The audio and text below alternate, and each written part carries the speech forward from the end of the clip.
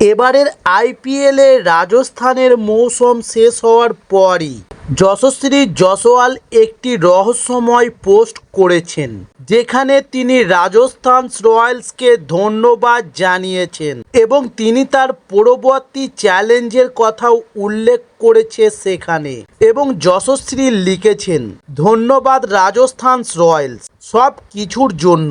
আমরা যে মৌসুমের আশা করেছিলাম সেটি হয়নি, কিন্তু আমাদের এই যাত্রার জন্য কৃতজ্ঞ থাকব এবং পরবর্তী চ্যালেঞ্জের দিকে ভারতের পতাকা এবং ভবিষ্যতে যাই আসুক না কেন তার জন্য প্রস্তুত থাকব। তবে এবারের আইপিএলের রাজস্থান রয়্যালস নবম স্থানে শেষ করেছে, চেন্নাই সুপার কিংসের ঠিক আগে।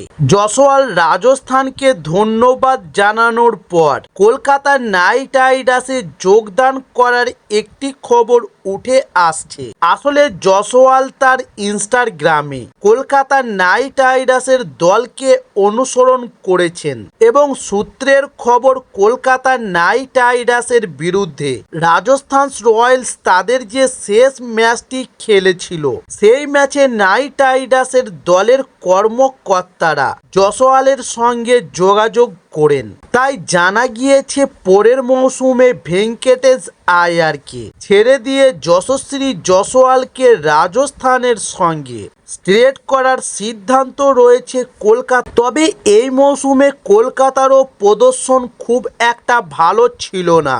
13টি ম্যাচ খেলে তারা 5টিতে জয়লাভ করেছিল এবং 2টি ম্যাচ বৃষ্টির জন্য ভেস্তে যায়। তাই 13 ম্যাচ বাদে তারা 12 পয়েন্ট সংগ্রহ করে ষষ্ঠ স্থানে ছিল।